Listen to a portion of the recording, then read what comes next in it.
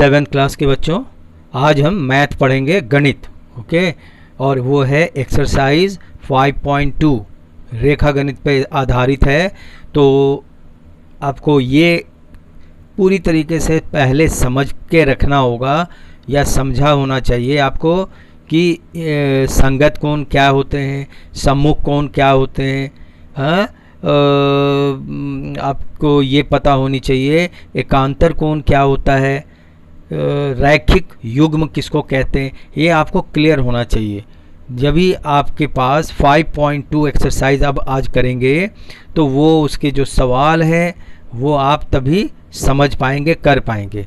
तो पूरी तरीके से ध्यान देने की बात है, और आप इसकी प्रैक्टिस जब तक नहीं करोगे, जब तक इसे क्लियर नहीं करोगे, तो इससे जुड़े हुए जो सवाल हैं, क्वेश्चन, वो आपको समझ में नहीं आएगा। बेटा आपको ध्यान देना है, ठीक है। बुक में भी आप देखना, बात खोल लेना और खोलकर पढ़ना है, आपको चेक करना। बेटा ये है, मैंने लिखा है note, do practice at home again and again, और before the start of chapter को जब शुरू करोगे तो उससे पहले आप ये क्लियर कर लो। देखो, आप पटरी तो देखा है, रेलवे की पटरी, वो क्या होता है, दोनों जो पटरी जो साथ साथ होती है, चाहे जहाँ भी पटरी जाती है, बिल्कुल उनके पैरेलल, यानी पैरेलल की हिंदी क्या है, समानांतर। तो जो बिल्कुल उनके समानांतर वह पटरी होती है। अगर थोड़ी सी भी अंदर या बाहर की तरफ वो पटरी होगी ना, तो उस पर से रेलगाड़ी जो है, रेल वह पलट जाएगी, यानी एक्सीडेंट हो जाएगा। तो बिल्कुल समान एकदम से दोनों पटरी जाती है। अब आपको मैं उसी के उदाहरण से आपको यहाँ दिखाने जा रहा हूँ।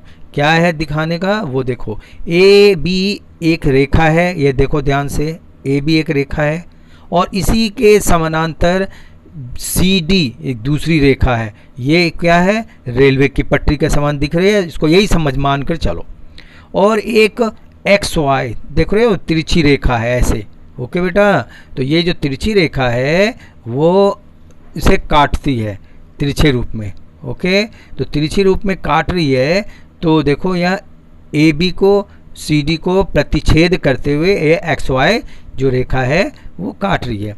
तो यहाँ पर आपको देखो, पहले वाले में ए बी में देखो, जब एक काटती है तो एक सीधी रेखा काटती है तो चार कोण बनते हैं, 1 2 3 4। ठीक है, ध्यान से देखो, ऊपर ए बी पे 1 2 3 4 ये कोण है। और इसी तरीके से सी डी जो रेखा है, इसको जब को वही तिर्यक रेखा, सीधी रेखा, तिर्यक रेखा मतलब तिरछी रेखा जब काटती है तो यहाँ कोण बनते हैं 5 6 7 8, है ना, देख रहे हो ध्यान से। टोटल मिलकर कितने कोण हो गए, 8 कोण। ठीक है, अब यहाँ इस बात को ध्यान देना है कि सम्मुख कोण किसको कहते हैं।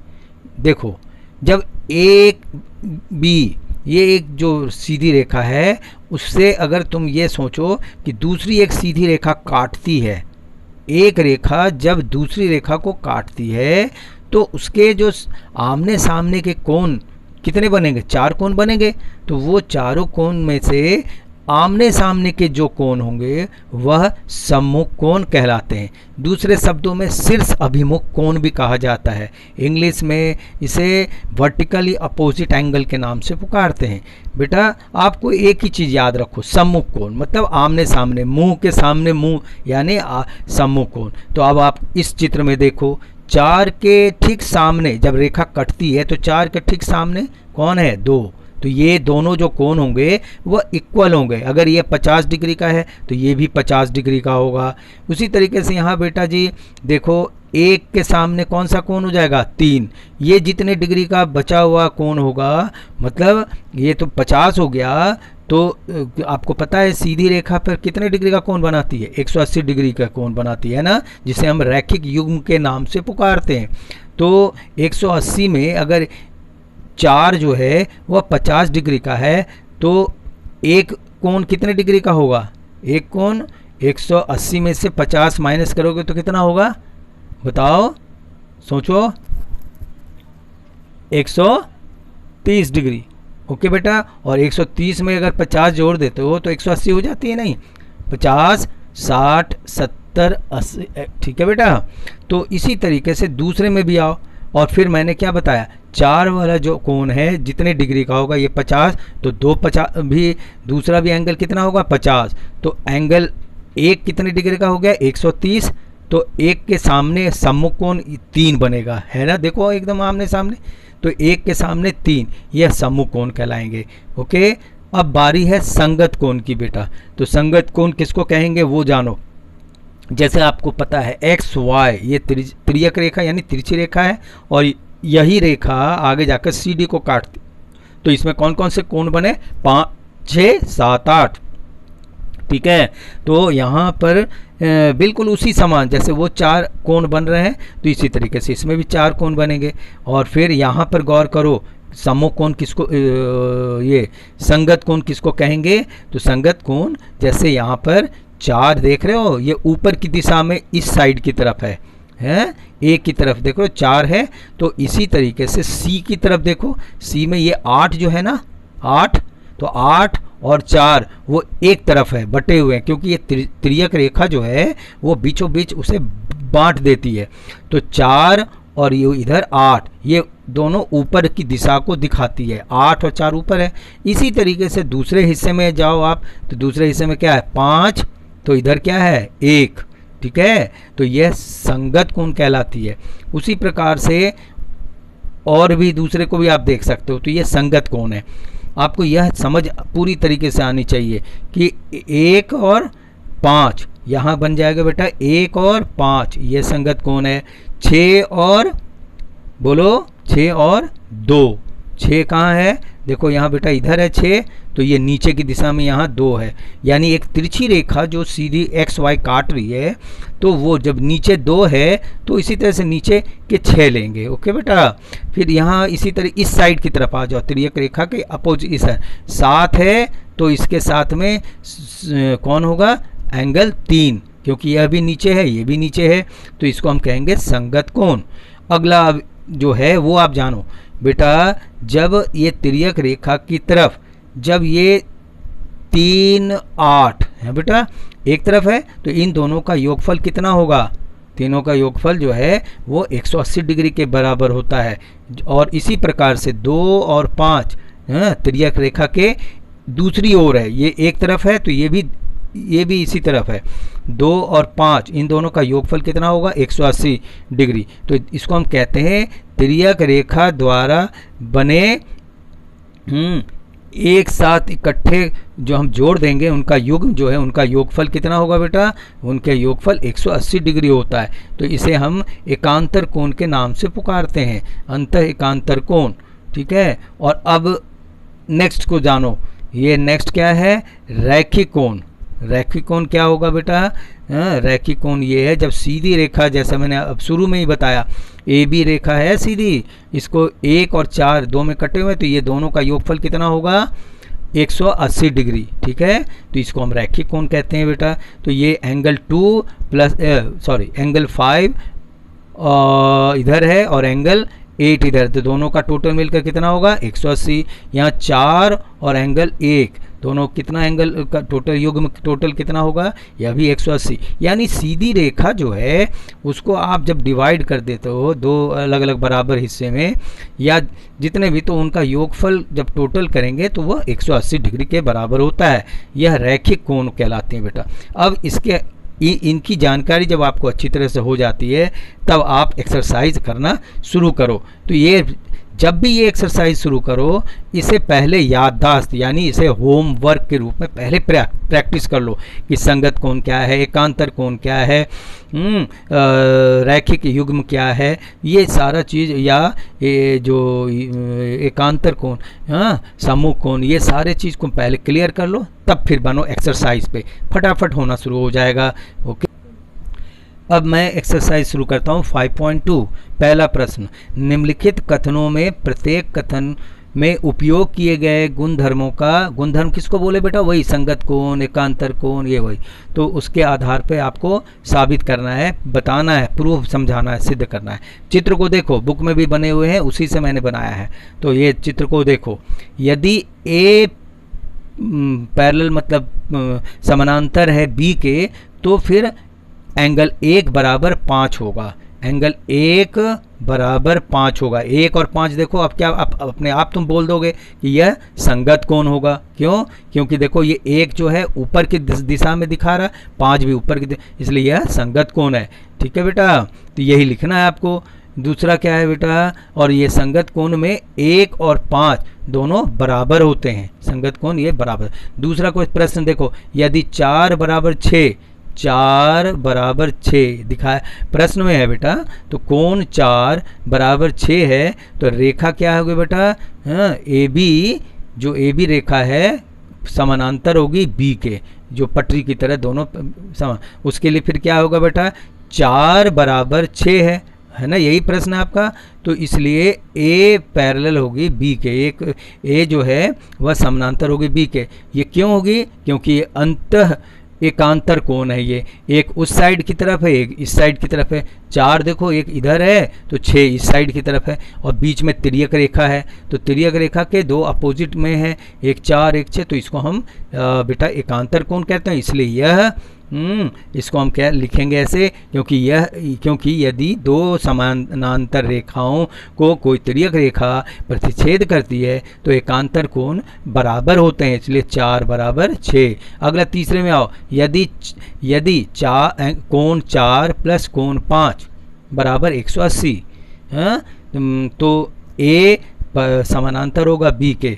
बेटा आपको ये अभी बताया रैखिक युग्म क्या होता है, दोनों को हम प्लस करते हैं बेटा। तो रैखिक युग्म यहाँ कौन सा है कोण, ये है 4 जमा 5, 4 इधर है और ये 5 है, तो एक ही तरफ के कोण हो गए, और इन दोनों का योगफल क्या होता है बेटा, 180 डिग्री। तो लिखेंगे इसमें, क्योंकि यदि दो समानांतर रेखाओं को कोई तिर्यक रेखा काटती है या प्रतिच्छेद करती है, तो एक ही ओर के, हाँ बेटा, तिर्यक रेखा के एक ही ओर जो बने अंतः कोण है वो संपूरक का मतलब 180 होगा। तो ये 4 और 5 को हम जोड़ेंगे, जो एक तरफ है, तिर्यक रेखा ऐसे चली आ रही है तो इसके एक ही तरफ है, तो 4 और ये 5 इन दोनों को जोड़ेंगे तो ये इसका योगफल कितना होगा, 180। ओके बेटा, अगला क्वेश्चन पे आओ। 2 आकृति बनी हुई है, बुक में भी आप देख सकते हो, मैंने भी बनाया यहाँ पे देखो।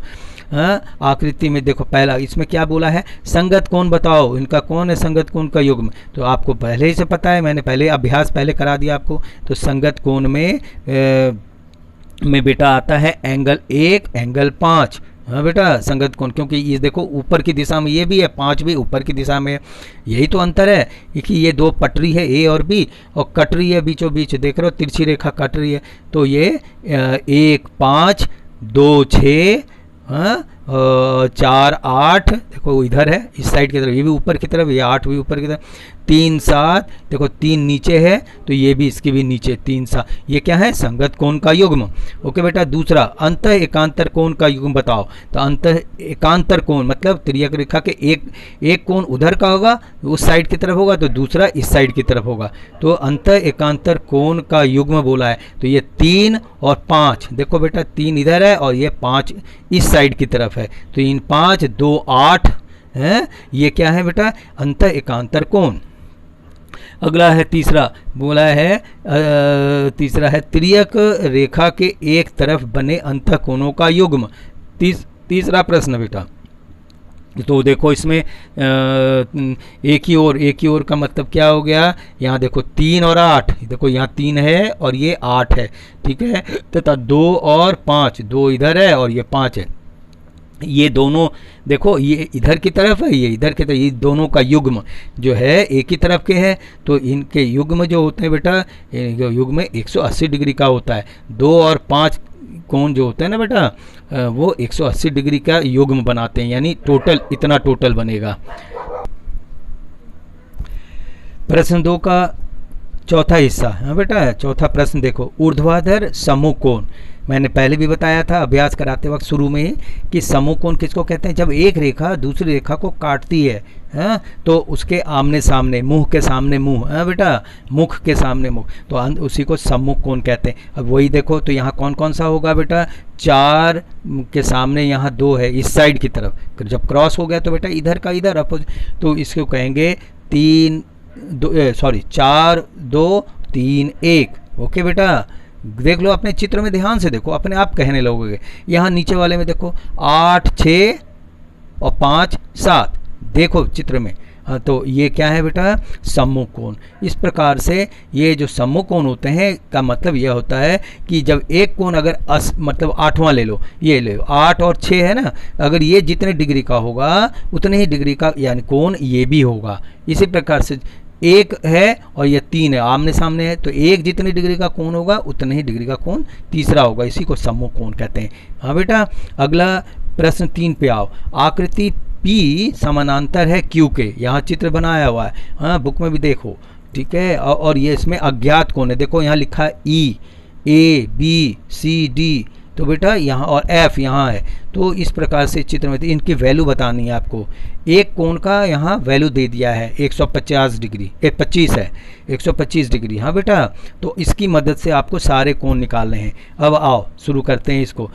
P समानांतर है Q के, ठीक है बेटा। देखो P ऐसे ऊपर नीचे रेखा आ रही है, ये भी P Q नीचे रेखा आ रही है, तो ये रेखा पटरी की तरह है, रेलवे की पटरी की तरह, ये समानांतर इसके। तो अब ये और इसमें देख रहे हो तिर्यक रेखा एक ऐसे तिरछी जा रही है, इसको ऐसे ले लो, ये तिर्यक रेखा यहाँ दिखाया है। हाँ, तो अब यहाँ टोटल देखो कि 125 ये है और इसके ठीक ऊपर देख लो बेटा E है, तो ये दोनों क्या हो जाएंगे, दोनों का अगर हम जोड़ देंगे तो यह 180 डिग्री बनाएगी, नहीं बनाएगी, क्योंकि सीधी रेखा का कोण कितने डिग्री का होता है, रैखिक युग्म 180 डिग्री का होता है। तो ये 125 डिग्री का ऑलरेडी गिवन है, दिया हुआ है। और ई के बारे में पहले पता करो, तो क्या कैसे लिखते हैं इसको, एंगल 125 डिग्री दिया हुआ है और उसमें प्लस ई करेंगे, इजकल टू रैखिक युग्म में 180 होता है, मैंने यहाँ 180 लिखा है। तो 125 प्लस ई बराबर 180, तो फिर ई को इधर छोड़ दो और रहने दो इधर, और 180 की तरफ 125 को भेज दो उस साइड। तो वो जब 125 बराबर के उधर जाता है तो प्लस जो होता है माइनस हो जाता है, तो वो 180 के साथ में माइनस 125 होगा। तो 180 में से 125 घटाओ तो कितना होता है बेटा, 55। तो ये एंगल ई जो है वो 55 डिग्री का हो गया, ठीक है।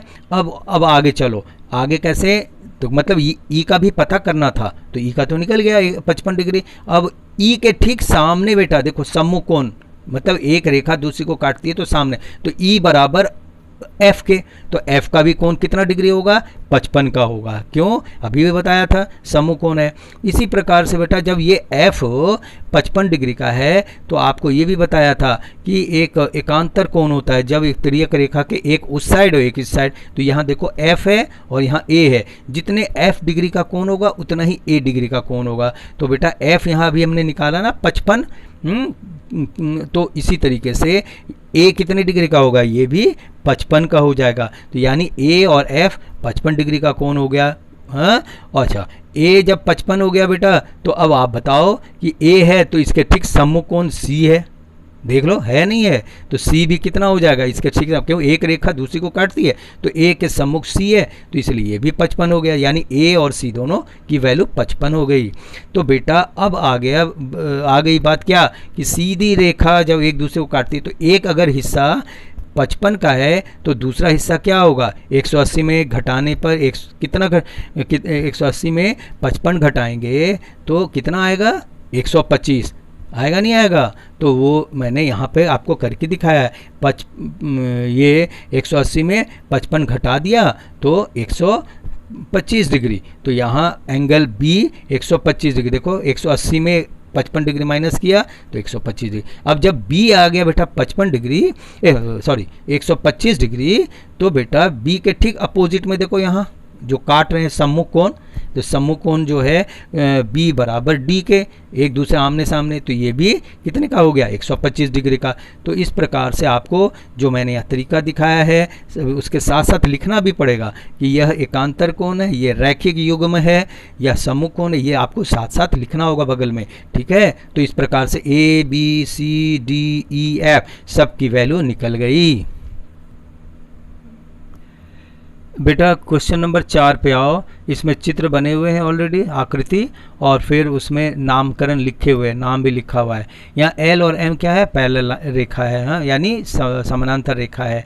110 डिग्री का कोण इधर दिखाया है आपके इसमें, हाँ, और इधर x लिखा है, आपको x की वैल्यू बतानी है, ठीक है। तो उसमें क्या करना है बेटा, आपको पता है कि 110 अगर इधर है और सीधी रेखा जो होता है, युग्म जो बोलते हैं, रैखिक युग्म, वो कुल रैखिक युग्म में 180 होता है ना, तो उसका आधा हिस्सा तो यहाँ आपके पास 110 दिया हुआ है। तो 180 में अगर हम घटाएंगे 110, तो इधर का हिस्सा कितना डिग्री का होगा, आप बताओ, इधर कितना होगा, 180 में से 110 घटाएंगे तो ये 80 होगा। हाँ बेटा, 180 में से 110 घटाएंगे तो कितना होगा, 70 डिग्री होगा इधर वाला कोण। हाँ, तो अब अगर ये 70 है तो बेटा ठीक देखो, ये और ये कौन सा कोण दिखा रहा है, ये संगत कोण दिखा रहा है बेटा, तो संगत कोण कह सकते हैं इसको। या आप दूसरा भी, और यह संगत कोण अगर 70 डिग्री का है तो ये भी ऊपर की तरफ है x, तो ये 70, तो ये भी 70 है।